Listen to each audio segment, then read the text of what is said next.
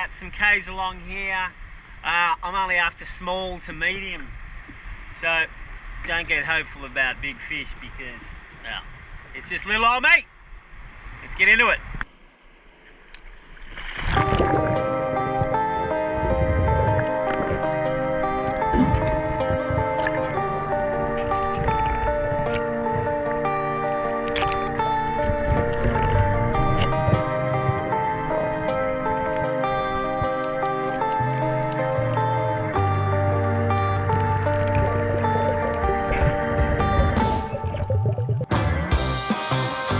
Now this is a big grouper. Let's see how close we can get. Chasing will not work at all here, as you can see.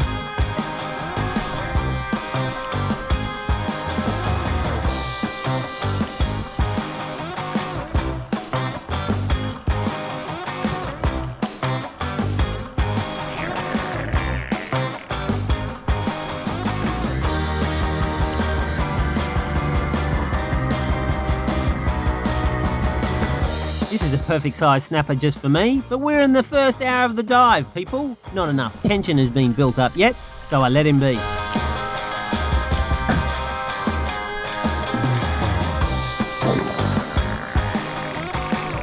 There is a snapper out the back. Notice the light coming down from the peephole up top. And here is the peephole, people. Wow, almost a double peephole. Pity I have a rule about shooting fish in their hidey homes. Let's move on.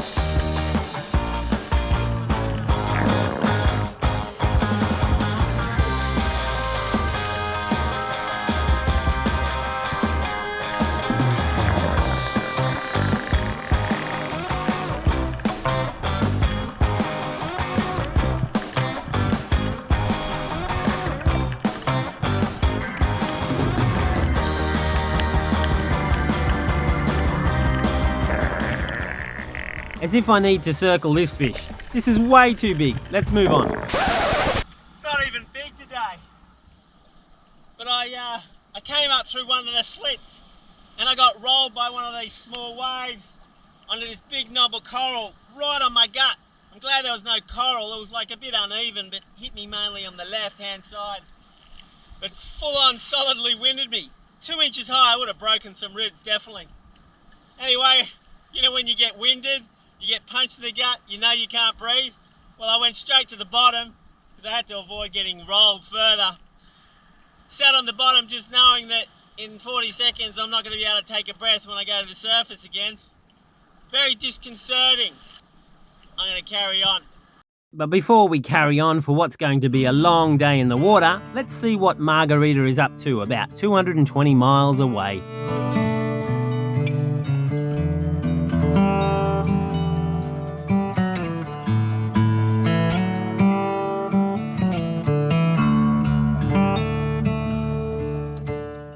Now that I'm installed at my friend's place, I can share with you what's been going on. The last few months I felt rain, overwhelmed, and with a deep sadness. And instead of keeping on this loop, me and Peter decided to take some time apart. I will be staying in Bocas del Toro, and Peter will be going on the boat on his own adventure. I'm gonna make the most of this time and do the things that I haven't been able to do in a long time. I'm gonna go kickboxing, for bushwalks, going to yoga classes, meditation, and I'm gonna get back to surfing again. Something that I haven't done in a long time, I would say 11 years. And Bocas is a surf destination, is known for that, so I'm gonna go for it. And most important, I'm gonna have lots and lots of girls' time. Bocas has a beautiful community, and they took me over like a family. And it's just amazing being able to create bonds and friendships, that something that I haven't been able to have in a long time, because I've been always on the move and mainly in remote places. And that was something that I was missing a lot, having the social life, the social environment. So I am so happy. I'm going to show you how it's been, how's Bocas through my eyes and with my friends around here. And I hope you like it. I'm going to be jumping from house to house, from friends to friends, until I find a place of my own, or they keep having me at their places. So come along and follow my journey in Bocas with me.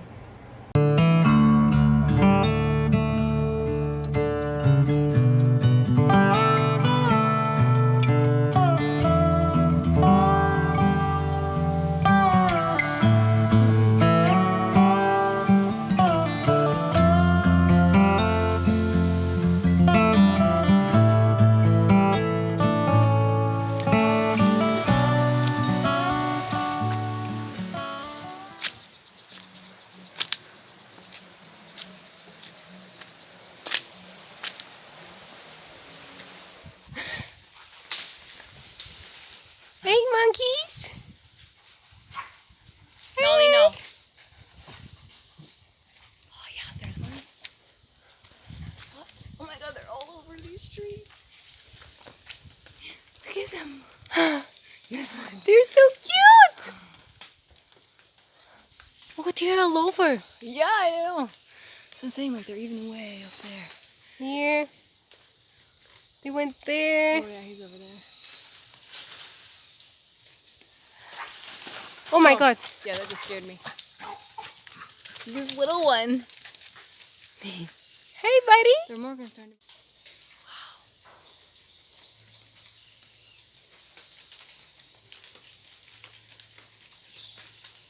Oh my god, there's so many.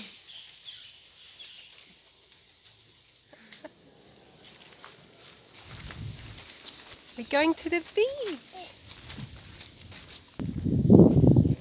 It's a shame that the camera doesn't make justice to the colors of the surrounding jungle. It's just, it's precious.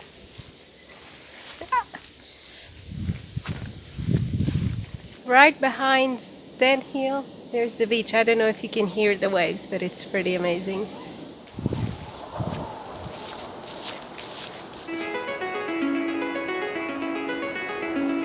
It's calling me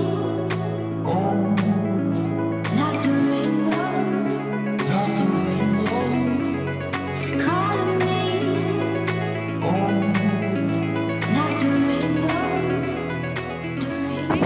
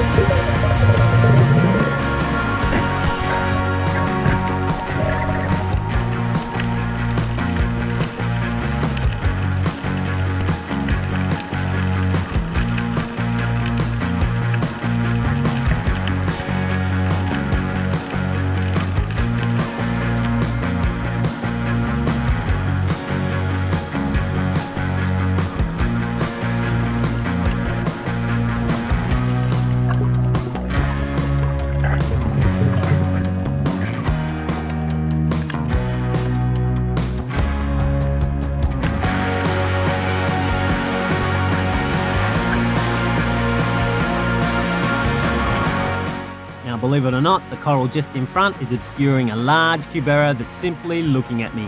Keep watching. There it is. Doesn't look big from here, but just wait for it to turn side on. Now that's a big fish. Way too big. Let's move on.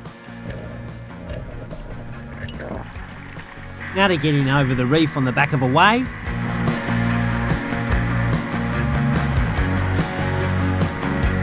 All good now. Gee, I'm doing a lot of driving and anchor throwing for little reward, people. It's getting late in the day. Maybe here I'll find my Goldilocks fish.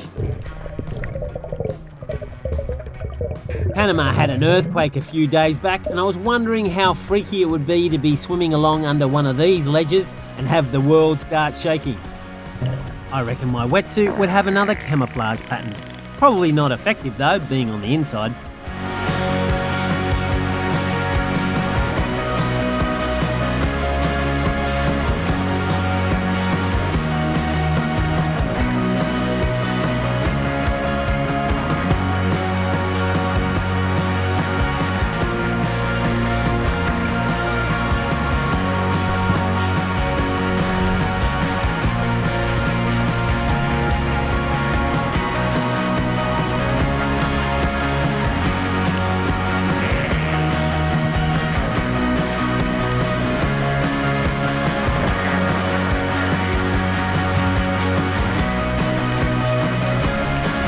Same old story, this grouper is way too big.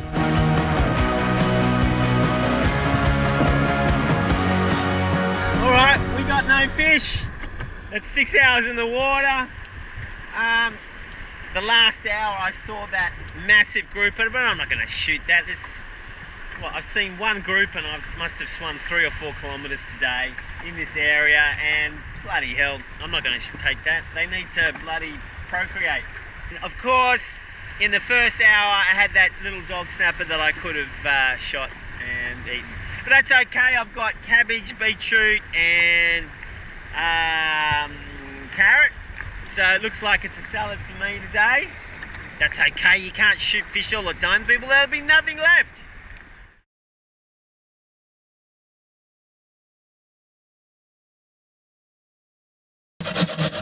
Yeah, it's Naked Chef again. Sorry people, it's hot. I'm making my famous beetroot, carrot, cabbage, turmeric and garlic salad. We got veggies for probably another 7 days.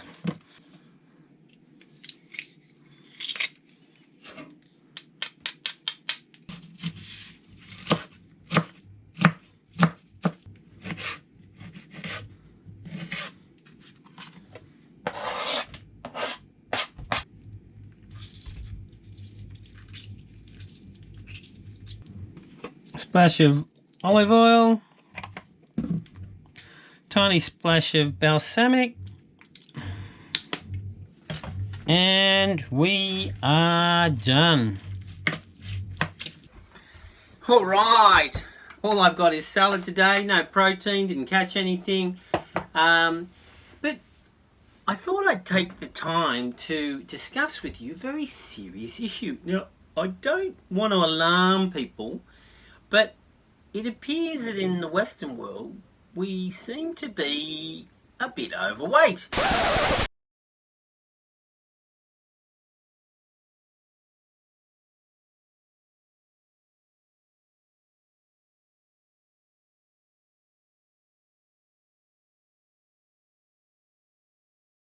Now, I'm also overweight because when we were hotel sitting, Margarita was in kitchen heaven and she was making 3 meals a day.